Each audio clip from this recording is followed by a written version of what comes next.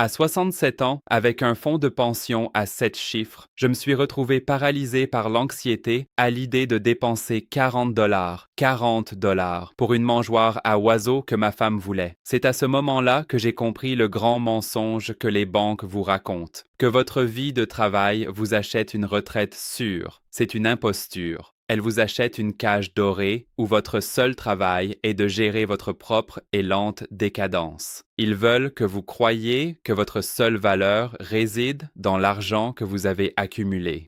La vérité contre-intuitive est la suivante. Le plus grand atout que vous avez à 60 ans n'est pas votre argent, c'est votre expérience.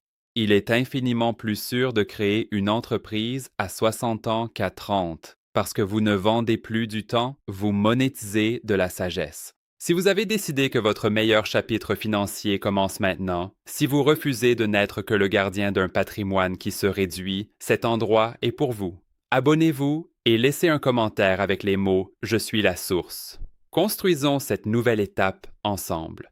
Pendant 40 ans, j'ai suivi les règles. J'ai donné à une bonne entreprise mes meilleures années et en retour, ils m'ont fait une promesse. Je me souviens quand le dossier final de retraite est arrivé. Ce n'était pas une enveloppe, c'était une boîte, du papier épais et brillant qui sentait l'encre fraîche et la sécurité. À l'intérieur, il y avait des brochures remplies de couples souriants aux cheveux d'argent sur des voiliers. Et il y avait mon relevé, un graphique montrant la croissance projetée de mon 401K. La ligne était d'un bleu profond et confiant, grimpant sur la page, comme une montagne que j'avais déjà conquise. Le papier était lourd dans mes mains, substantiel. J'ai tout étalé sur la table de la cuisine et je l'ai juste regardé un moment. Ça y est, pensai-je. C'est notre forteresse. Et les murs font 1 kilomètre de haut.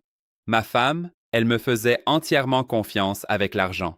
Toujours. Alors, chaque trimestre, quand le nouveau relevé arrivait, j'en faisais une petite cérémonie. Je l'ouvrais à table, juste après avoir fini notre café du matin. Je ne disais pas grand-chose. Je glissais simplement le papier de son côté de la table, mon doigt posé sur le chiffre final, ce gros chiffre en gras en bas. Je regardais ses yeux aller droit dessus. Elle faisait un petit signe de tête, un sourire doux. C'était tout ce dont elle avait besoin. Elle n'avait pas besoin de s'inquiéter des hauts et des bas du marché, du jargon, des risques. Mon travail était de m'inquiéter. Son travail était de se sentir en sécurité. Ce morceau de papier était la preuve que je faisais mon travail. Il disait « Ton mari a tout en main. » Le jour de ma retraite, ils ont organisé une fête pour moi dans la salle de conférence. Un gâteau générique avec le logo de l'entreprise en glaçage qui vous tachait les dents en bleu.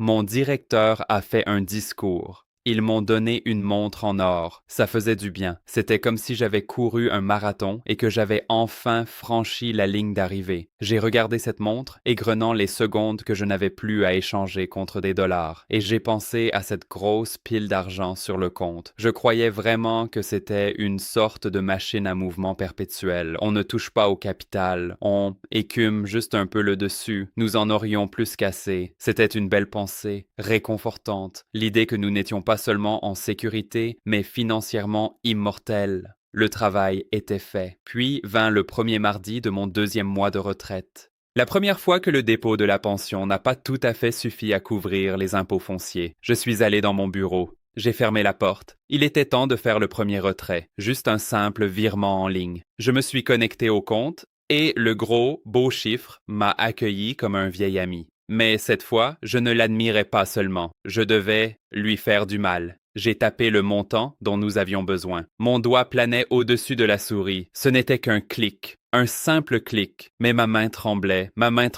40 ans de travail, de planification, d'être l'homme qui avait tout compris et tout se résumait à ça. Un clic. J'ai appuyé sur le bouton. L'écran a clignoté et un morceau de notre forteresse avait disparu. Ce n'était pas un retrait, c'était une amputation. Je l'ai senti. Une partie du nombre que j'avais vénéré pendant des décennies, que j'avais utilisé comme preuve de mon succès en tant que mari et père, était arrachée, et c'est moi qui tenais le couteau. Ce fut le début. La première coupe est celle dont on se souvient, mais ce sont celles qui suivent, qui vous saignent à blanc. Le mois suivant, c'était la prime d'assurance. Clic. Puis un nouveau jeu de pneus pour la voiture. Clic. Chacun était un soldat désertant son poste, une brique que je retirais de mon propre mur. Et le mur devenait visiblement plus bas. J'ai commencé à dire non, pas à voix haute, pas au début, C'était un non silencieux, une hésitation.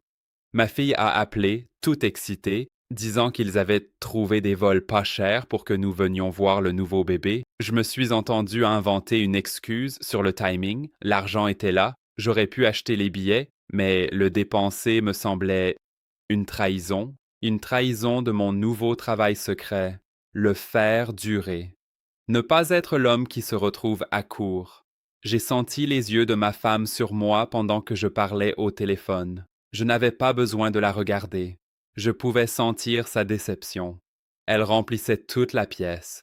Elle a pris le combiné de l'extension, sa voix un peu trop vive, un peu trop joyeuse. On devra voir, chérie, dit-elle. Ton père fait attention maintenant. Attention. C'est comme ça qu'elle l'appelait. Moi, j'appelais ça un échec. Je n'étais plus un pourvoyeur. J'étais le comptable familial de notre déclin lent et géré. Mon travail n'était plus de construire la forteresse. C'était de rationner les provisions jusqu'à ce que nous mourions de faim. La honte était une chose physique. Elle avait un poids. Je prenais le courrier avant elle, le triant dans la voiture. Je cachais la facture de carte de crédit, celle avec le solde qui augmentait, jusqu'à ce que je puisse virer de l'argent pour la payer. Le téléphone sonnait, et si je ne reconnaissais pas le numéro, je laissais aller à la messagerie vocale. Chaque appel non reconnu, dans mon esprit, était un collecteur de dettes. C'étaient les nuits qui étaient les pires. Je me réveillais à 3 heures du matin, non pas d'un cauchemar, mais d'une secousse de pure panique financière. Mon cœur battait la chamade dans ma poitrine, une sueur froide et visqueuse sur mon dos. Je sortais du lit, en faisant attention de ne pas réveiller ma femme, et je me glissais dans le bureau. Dans l'obscurité, je sortais mon téléphone. La lumière bleue et crue peignait mon visage alors que je vérifiais les marchés étrangers. Un homme adulte, un cadre à la retraite, se cachant dans le noir comme un enfant, priant pour que des étrangers dans un autre fuseau horaire prennent de bonnes décisions. Une nuit, je l'ai vu, une mer de rouge, des petits triangles pointant vers le bas, partout, et j'ai juste craqué. Pas avec un cri, pas avec des pleurs. C'était un éclatement silencieux et interne. Le travail de ma vie, la sécurité de ma femme, tout mon sens de qui j'étais en tant qu'homme, tout cela était lié à cet écran, à ces chiffres sur lesquels je n'avais absolument aucun contrôle. Je n'étais pas un capitaine, je n'étais même pas un passager. J'étais juste une cargaison sur un navire en train de couler et il n'y avait rien que je puisse faire d'autre que de regarder l'eau monter. Le point de rupture, ce n'était pas le marché boursier, ce n'était pas un krach financier catastrophique. C'était un mardi matin, le soleil brillait, les oiseaux chantaient et ma femme était assise en face de moi à la table de la cuisine, feuilletant un catalogue de jardinage. Elle s'est arrêtée sur une page, un petit sourire aux lèvres. « Oh, Franck, dit-elle, la voix douce, regarde ça, ce ne serait pas charmant près de la fenêtre ?» Elle a montré une simple mangeoire à oiseaux en bois. C'était 40 $. 40. Et j'ai hésité. Je n'ai rien dit. Je n'avais pas besoin de le faire. Le silence a tout dit. Dans cet espace calme et vide entre sa question et ma réponse, je pouvais sentir le poids de chaque nuit anxieuse, de chaque centime que j'avais pincé. J'ai vu la lumière dans ses yeux s'éteindre. Ce n'était pas de la colère, ce n'était pas de la déception, c'était de la peur. Mais elle n'avait pas peur de moi. Elle avait peur pour moi. Elle a lentement, silencieusement, fermé le catalogue. Et à ce moment-là, je me suis vu à travers ses yeux. Pas un pourvoyeur, pas un protecteur, mais un gardien. Le gardien d'une prison financière que j'avais construite de mes propres mains, brique par brique, avec chaque non que je n'avais pas pu me résoudre à dire. Et j'avais enfermé la personne que j'aimais le plus à l'intérieur avec moi.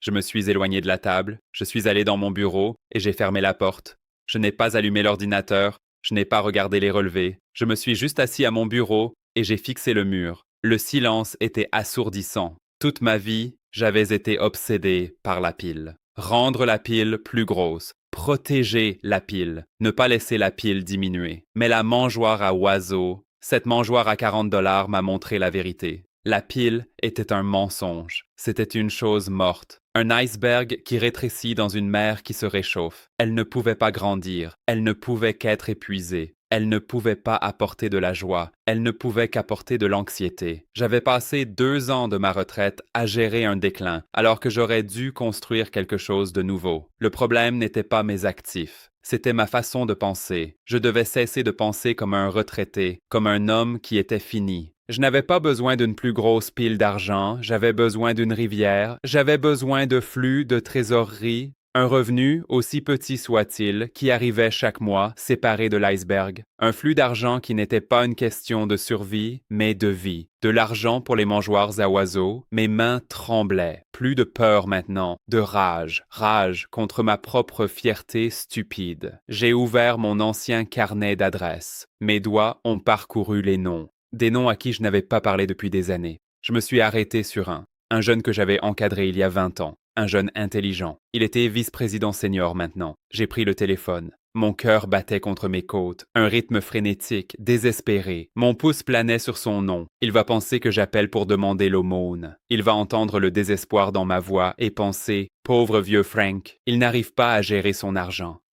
C'était la chose la plus humiliante que j'ai jamais faite. Mais l'image de ma femme fermant ce catalogue, c'était pire. Je ne demandais pas un emploi, j'offrais mes connaissances. J'ai appuyé sur le bouton. Le téléphone a commencé à sonner, chaque sonnerie résonnant dans la pièce silencieuse, et j'ai attendu. Je ne savais pas si j'appelais pour sauver mes finances ou pour me sauver moi-même. Je savais juste que je ne pouvais pas raccrocher. Il n'avait pas l'air de me prendre en pitié. C'est la première chose qui m'a frappé. Quand j'ai fini mon petit discours, exposant mes pensées sur le problème de chaîne d'approvisionnement de son entreprise, il y a eu une pause sur la ligne. Je me suis préparé au refus poli, au « ravi d'avoir de tes nouvelles, Frank, nous en tiendrons compte ». Mais à la place, il a simplement dit « Frank, puis-je t'engager pour une consultation de 2 jours sur ce sujet? C'est une perspective qui nous manque. » Il n'a pas vu un cas de charité. Il n'a pas vu un vieil homme qui avait perdu son chemin. Il a vu un atout, mes 40 années à me présenter, à résoudre des problèmes, à vivre et respirer ce travail. Ce n'était pas juste un souvenir, c'était une compétence commercialisable. Le soulagement fut si soudain, si total, que j'ai dû m'agripper au bord du bureau pour me stabiliser. 1 semaine plus tard, un chèque est arrivé par la poste. Pas un dépôt direct dans l'abîme de notre compte principal. Un vrai chèque en papier. Je l'ai apporté à la banque moi-même et quand la caissière m'a demandé si je voulais le déposer, j'ai dit non. Je lui ai dit que je voulais l'encaisser. Et quand elle m'a demandé comment je voulais les billets, j'ai dit « Pourriez-vous me donner un des nouveaux billets de 100 $? Tout net. » Je suis retourné à ma voiture et je suis juste resté assis là sur le siège du conducteur, le tenant. J'ai tenu ce billet à la lumière. Il sentait l'encre fraîche et la possibilité.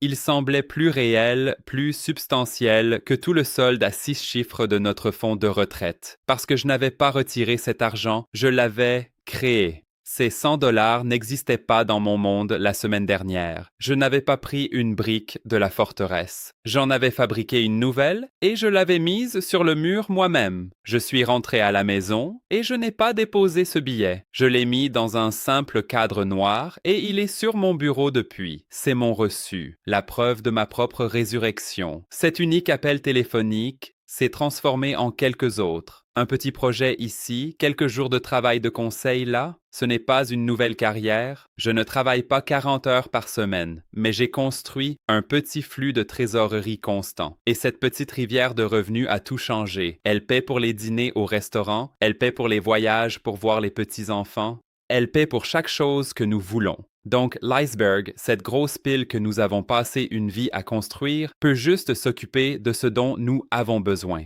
Vous voyez, c'est l'étrange avantage de recommencer quand on est plus âgé. Tout le monde pense que votre handicap est votre âge, mais c'est votre plus grand atout. Vous avez déjà fait les erreurs, vous avez appris les leçons qu'aucun trader de 28 ans ne peut vous enseigner. Les cicatrices que vous portez d'une vie de travail, ce ne sont pas des signes de dommage, ce sont une carte. Vous avez un puits profond d'expérience dans lequel vous pouvez puiser à vos propres conditions. Vous pouvez cesser de courir après la croissance et commencer à monétiser la sagesse. Le week-end dernier, ma femme est rentrée à la maison avec une nouvelle mangeoire à oiseaux. C'est une chose ridicule. 3 niveaux, un petit toit en cuivre, coûtant probablement 3 fois le prix de celle du catalogue. Je l'ai regardée depuis la fenêtre de la cuisine alors qu'elle la remplissait de graines, fredonnant pour elle-même dans le jardin, complètement et totalement libérée de tout fardeau, et j'ai juste souri. C'est ça, la richesse, pas le chiffre sur le compte en banque. Ça, la liberté de dire oui, la digne tranquillité d'être à nouveau utile, la capacité de regarder la personne que vous aimez trouver un peu de joie sans qu'une seule lueur d'anxiété financière ne traverse votre esprit. Mon héritage ne sera pas la pile d'argent que je laisserai derrière moi, ce sera la preuve simple et puissante qu'il n'est jamais, jamais trop tard pour construire une vie que l'on n'a pas peur de vivre.